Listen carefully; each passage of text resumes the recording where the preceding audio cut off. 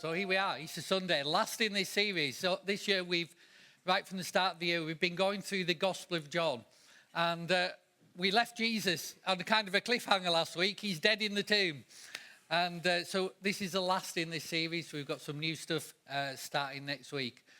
But I wanted to start today kind of really in an odd place. I want to start Christmas. And you're going to have to indulge me a bit on this, because it's kind of my favourite opening of a book ever. Yeah? So just indulge me on it. And this is how it begins. Marley was dead. Dead to begin with. There's no doubt whatever about that. The register of burial was signed by the clergyman, the clerk, the undertaker, the chief mourner, and Scrooge had signed it. And Scrooge's name was good upon change for everything he chose to put his hand to. Old Marley was dead. Dead as a doornail. I think that's just such a brilliant opening. It's just such a brilliant opening because it catches you straight away. And there's no doubt about it, I think. You just read those few sentences. Marley is dead. And although we find ourselves in kind of a different place this morning in John's account of the first Easter, there is absolutely no doubt about it. Jesus is dead. Jesus is dead. He's dead as a doornail. Not that I know what's so dead about a doornail, but that's where we go. And he's dead, and his death has been witnessed by hundreds and hundreds of people. He's dead, and a soldier has put a spear through his side to prove it. He's dead, he's wrapped in burial clothes, and he's put in a cold tomb behind a huge stone. So I'm just going to read you a bit of the story as John writes it down. It was the day of preparation, and Jewish leaders didn't want the bodies hanging there the next day, which was the Sabbath, and a very special Sabbath because it was Passover week. So they asked Pilate to hasten their deaths by ordering that their legs be broken. These are kind of experts in killing people.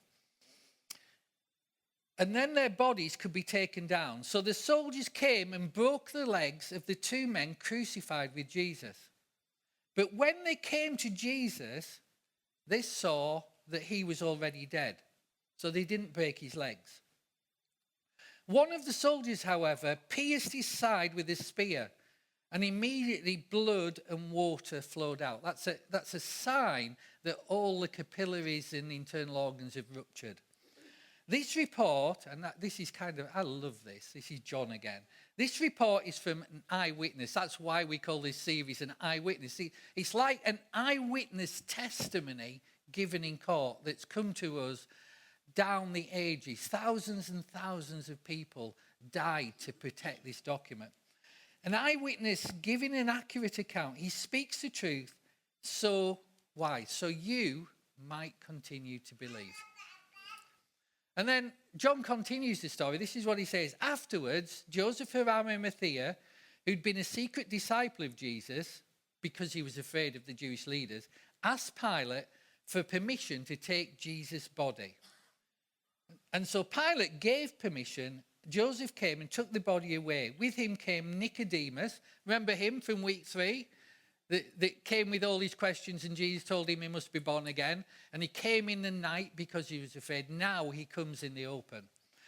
Nicodemus, the man who come to Jesus at night, he brought about 75 pounds.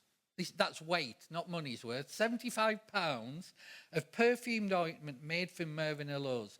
And following Jewish burial custom, they wrapped Jesus' body with all that 75 pounds of spices in long sheets of linen cloth. The place of crucifixion was near a garden where there was a new tomb, never used before.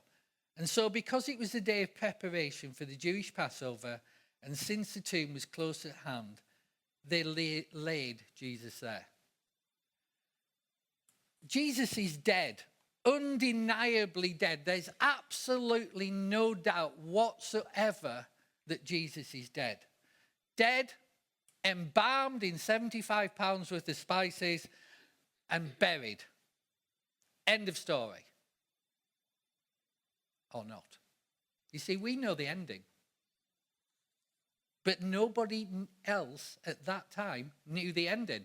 It's not quite the end of the story. There's one final chapter that John writes. One final twist. A twist that absolutely nobody expected. A twist that convinced fearful men to become extraordinarily brave men. Men like Peter, men like Matthew, men like Philip, men like John, men like Andrew, and all the other disciples. And it persuaded them, this twist persuaded them to come out of hiding and proclaim Jesus as resurrected King, and ultimately give their life for somebody they had seen die. And they don't know this twist that's coming. You do, but they don't. And this is what happens. John starts to put these final words to his account down. And he asks us to believe. And he's asking you this morning to believe. And I'm asking you to believe. And I'm not asking you to believe that a man rose from the dead. I'm asking you to believe because a man rose from the dead. I'm asking you to believe because a man rose from the dead. Just like those first disciples, those fearful men became brave men, I'm asking you to be bold and follow Jesus. Because John saw him, he ate with him, he talked with him, and he touched him, as did hundreds of others. And that simple, extraordinary fact that we're going to just follow through this morning, that single extraordinary fact changes history. And this document that we're reading, that I'm talking about, this document that was written by John, there's a number of these. We call them the Gospels. And they were, in the early days of the church, they were reproduced with huge care. And it was illegal to circulate these documents. And so they were protected by Jesus' followers. And if you ever read the history of the very early church, thousands upon thousands gave their lives to protect these documents and make sure they came down to us accurately. And there's actually thousands of manuscripts now that we have from those early days. Just in case you kind of thinking about these things and you go, well, how do I know this is all true? Well, do you believe that somebody called Julius Caesar existed? Plato, Aristotle, Homer, all these sort of people, we believe they existed. Well, the documents we have about them, generally we have fewer than 10 documents that refer to them or were written by them. And those documents are actually dated something like 1,000 years after these people ever lived. Now, with Jesus, with the Gospels, we have 5,800 of these documents of the entire Gospel in the original language. And if you take all the ancient documents, the documents that the Bible's translated from, there's 24,000 of them. And unlike all the documents that refer to Caesar or Plato or any of those guys, that differed hugely. You know, one of them, Homer's Iliad, there's multiple versions of that say often largely different things. The only difference in these 24,000 or 5,800 documents is a few commas and a few pieces of grammar. Isn't that amazing? That's how we know. Jesus not only died, but you don't do that unless something significant happened. And that significant thing that happened, why people gave their lives so that I could deliver this talk this morning, is because Jesus rose from the dead. Anyway, I'm kind of getting ahead of myself, aren't I? I've given the end of the story away before we've even got him dead in the tomb. Well, he's kind of dead in the tomb. So let's just dial that back a little bit. The most important part, who reads mystery thrillers? Anybody like mystery thrillers, Agatha Christie, all that sort of stuff? I like those. You know, if you're modern, you probably read the Richard Osman books and those sort of things.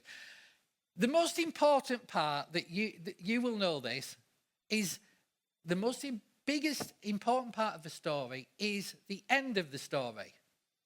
Because until you get to the end of the story, you don't know how it's going to turn out. And the most important part of any story is what comes right at the end. Because when you know the end of something, all the details you've read up to that point start to make sense. They fit, they fall into place. You see the full picture. And it's the end of the story that makes sense of the story. And in this case, in John's account and the other Gospels, without the end of the story, there is no story. Zero story. Because Jesus would have just been a man like any other man who was crucified. And literally hundreds of thousands of people in the ancient world were crucified. And they're still dead. So without the end of the story, there is no story here. And that's why this end of the story is so important. Because without this twist that nobody saw coming, there's nothing to tell. And here's one reason, even if you don't call yourself a Jesus follower, even if you've got doubts, maybe you kind of came to church, you were kind of all enthusiastic, but that's dropped away over the years. But if you're in any of those camps, maybe you've never even considered following Jesus. But this is why you should lean in and think about following him. Because these accounts were written by men who doubted just like you. Who ran when Jesus was arrested. Who hid when he was dying on a cross. Who stayed hidden after he died. And yet a few days later, all their doubts are gone. And they were out of hiding, back together, and proclaiming Jesus, not only as alive, but as Lord and King. Why did they hide? Why did they run? Because they expected Jesus to do what everybody else did. They expected Jesus to do what all dead people do, which is to stay dead. Nobody expected nobody. They all thought the story was at an end, and that's why they ran. And Jesus was dead, and dead people stayed dead. And John, whose kind of account we're following, this eyewitness account, he hadn't expected Jesus to die. Because everything leading up to that, what they thought is that Jesus had proved himself to be the Messiah. They proved himself to be God's final king, the one who'd been prophesied. And this is what John was expecting. He was expecting Jesus to be a king sat on a throne by now. Because kings don't get crucified. Messiahs don't get killed. And definitely they don't get embalmed, wrapped in cloths, put in a tomb and behind a heavy stone. That's not what happens to kings and messiahs. So John hadn't expected any of this.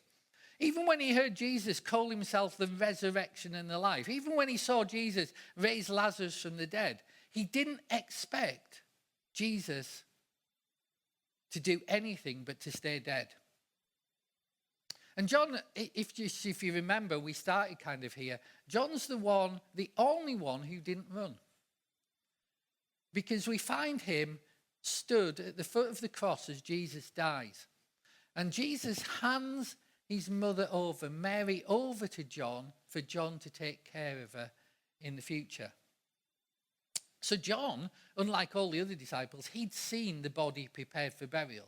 He'd seen all those embalming things put on the body, and then it all wrapped up. He'd seen that, and he'd seen it put in the tomb. He was there when Jesus said it is finished. He was there when Jesus bowed his head and gave up his spirit. And he thought that's the end of the story because nothing had turned out like he expected. Then John writes something that if you kind of reading this, sounds really out of place. This is what he says. This report, remember we read this report is from an eyewitness giving an accurate account and his testimony. He speaks the truth so that you may continue to believe. And if you're just reading the story from the beginning through to now, and you don't already know the end, you're thinking, what has that statement got to do with anything? We know Jesus is dead. How's that helping me, John? How's that helping me believe? What is your point? And that's just John's point. This story should be at an end. What promised so much ultimately seemed to have failed. But then, right after that, John writes the final chapter. And that chapter is what makes sense of the story. That chapter tells you the end of the story, without which there is no story.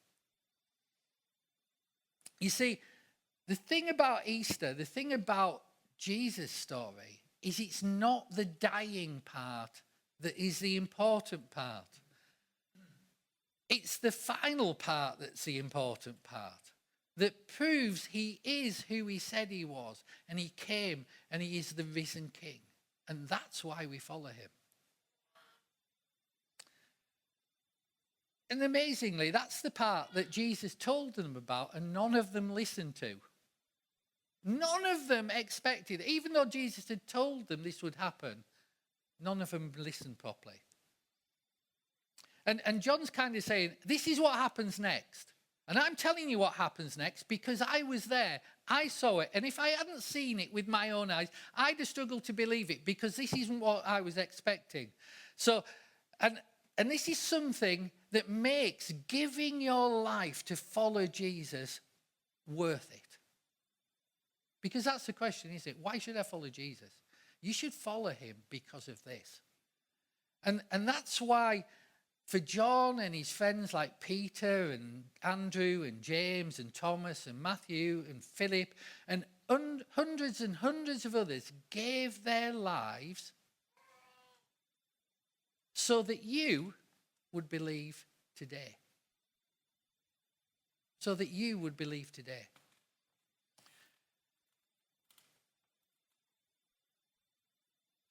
And since this is true, it needs a response. A response from me and a response from you. Anyway, I've kind of got ahead to myself again. So back to the story. Here we go. They take Jesus down from the cross. To do that, they had to ask permission from Pontius Pilate. Now, remember, Pontius Pilate's entire reputation and authority in Jerusalem is resting on whether Jesus is executed or not. He was dead. Pilate certifies he's dead. And he gives them permission to take him down from the cross. And here we go. Joseph came and took the body away. With him came Nicodemus, the man who had come to Jesus at night. He brought about 75 pounds of perfume ointment made from myrrh and aloes. Following the Jewish burial customs, they wrapped Jesus' body with spices in long sheets of linen and cloth. Now, I don't know, and maybe you can kind of imagine how John was feeling at that point. But what I do know is that in order to kind of process how he was feeling, he went and sought out one of the disciples who'd run. So he goes looking for Peter. And he finds Peter. Remember, Peter's denied Jesus and he's gone into hiding. So John goes and finds him. So the next bit that happens is John and Peter are together. And they're processing Jesus' death together. And I don't know what they would have talked about. What they were thinking. Everything they'd given their life for up to that point. 3 years of following Jesus. Walked away from their businesses. Walked away from their family. And followed Jesus. And they're there and Jesus is dead. I don't know. What did they feel? Did they feel hopeless, disillusioned, betrayed, in pain, sad? Probably all of those things. Maybe they were just frozen inside. Sometimes things happen and you actually don't know what to do with it, so you just kind of freeze. And maybe that's what they're going through. And they're thinking like, was all the last 3 years completely a waste of time? And then John tells us that on the Sunday morning, there's a hammering at the door. Early on Sunday morning, while it was still dark, Mary Magdalene came to the tomb and found that the stone had been rolled away from the entrance. She ran and found Simon Peter and the other disciple, that's John, the one whom Jesus loved. She said, "They've taken the Lord's body out of the tomb and we don't know where they put him." So just imagine this. Mary's at the door. There's Peter and John,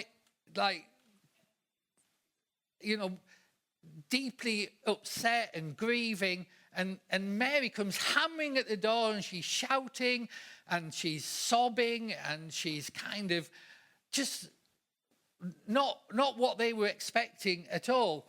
And she turns up and it says, I lost my page.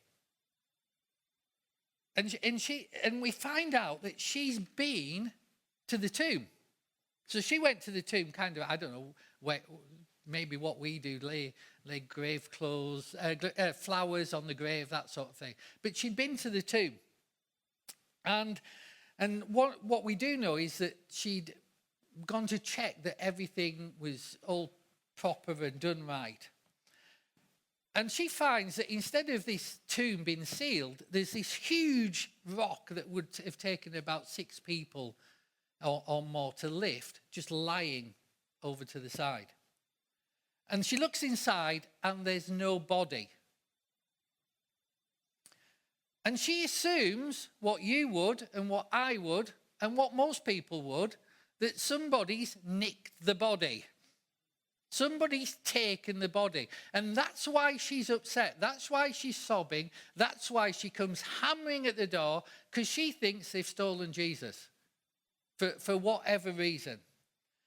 And John tells us that although they were hiding, they suddenly felt, actually, something's happening here.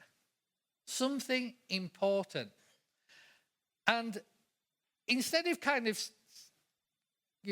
consoling Mary, they open the door, they listen to what she's got to say, and John and Peter run out of where they're in hiding, and they run out and they set off running to the tomb. And here we go. And I love this bit because John apparently lets pride get the better of him. Because we find out here, John is a faster runner than Peter, and he's going to tell us he's a faster runner than Peter. This is what he says. Peter and the other disciples started out for the tomb. They were both running, but the other disciple, me, outran Peter and reached the tomb first. But because I'm a wuss, I didn't go in. I just stooped down and looked, but I got there first.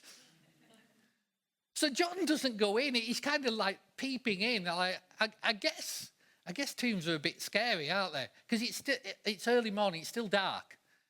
Dark, tomb, graveyard, all that sort of stuff. And he's going, whoa, what's going on? What am I looking for? I think he was scared of what he would find. And it's this moment, Peter, who's slower, came belting round the corner and runs straight in. Why does Peter run straight into the tomb? Because he's Peter. And that's the sort of thing that Peter does. He just goes straight in. Anyway, John, stopped and looked and saw the linen wrappings lying there, but he didn't go in. Then Simon Peter arrived and went inside. He noticed the linen wrappings lying there, while the cloth that had covered Jesus' head was folded up and lying apart from the other wrappings. And then we find out John, the wuss, who is a quicker runner, decides that as Peter's brave enough to go in, he might go in too. So he goes in and he inspects. And he described what he saw. Because they didn't expect to see what they saw.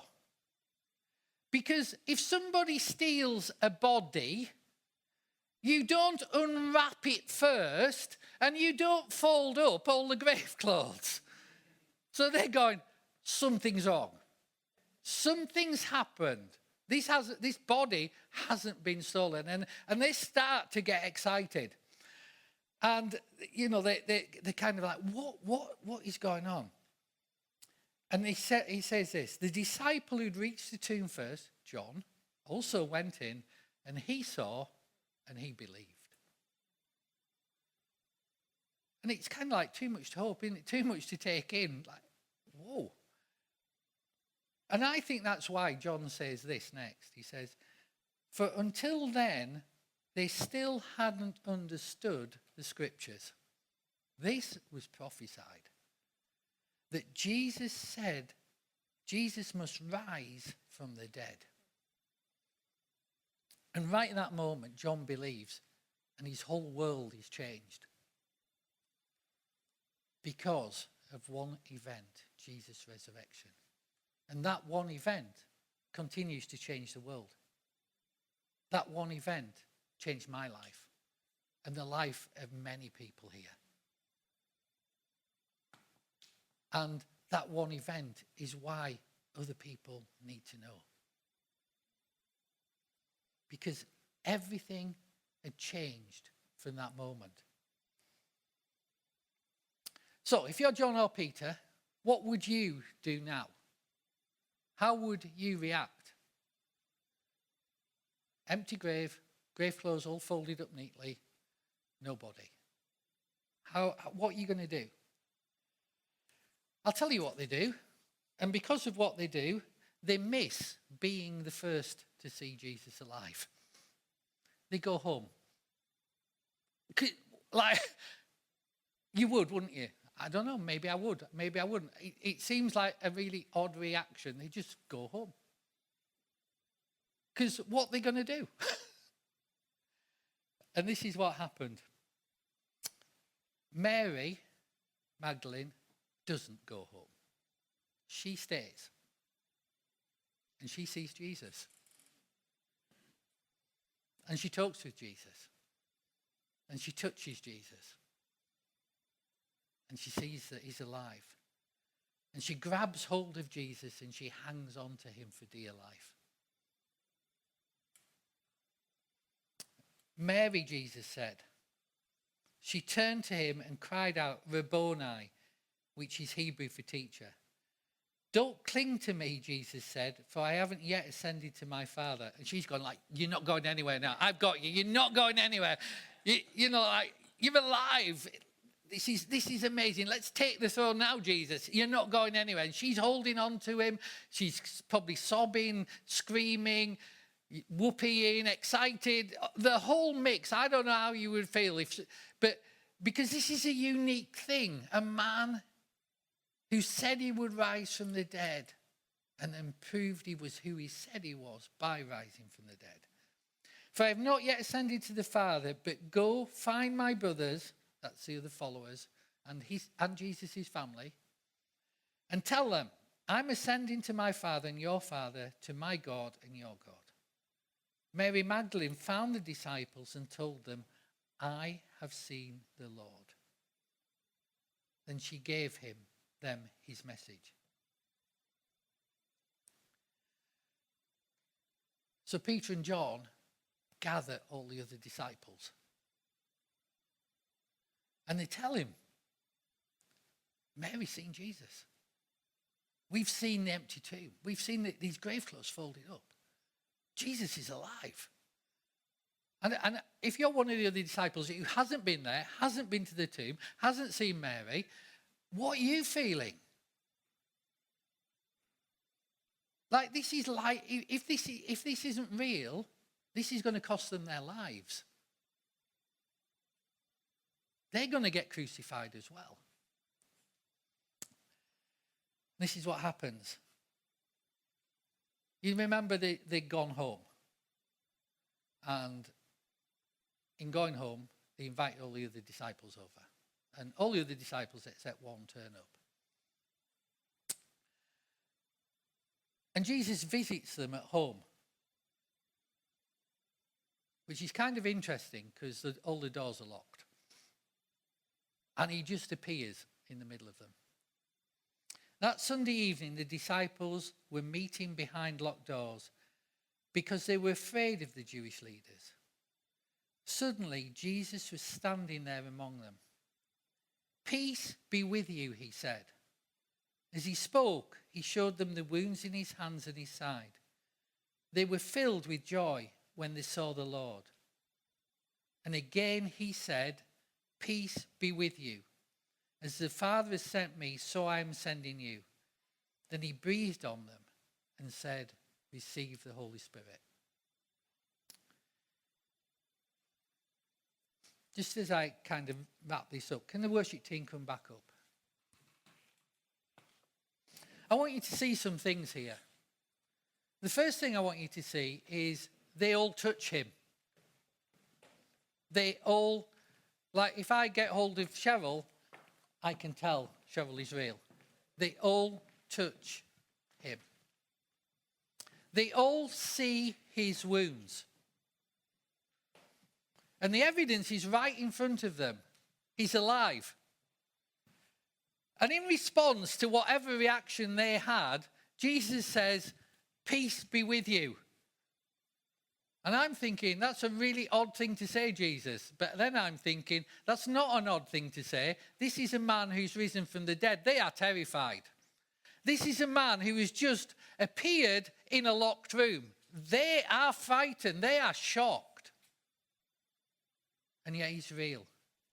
And he stood there and he's saying, "Peace. Peace."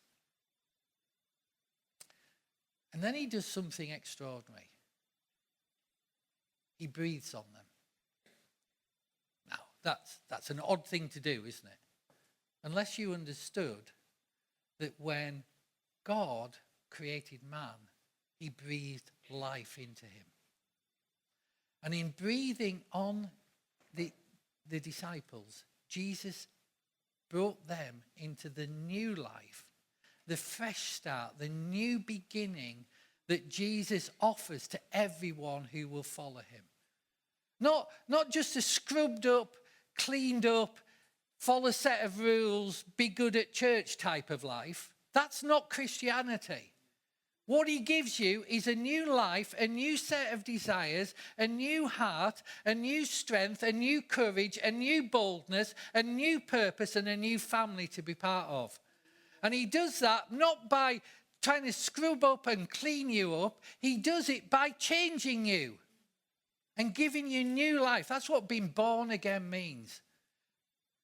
And so wherever we are, wherever we've come from, wherever we've got ourselves messed up, whatever paths we've gone down we wish we hadn't gone down, whatever our regrets, whatever our successes, whatever our failures, whatever our victories, Jesus offers us something different. A fresh start, a new life, a new you. A you who is changed. A you who he fills with his love. A you who he calls and asks to follow him. A you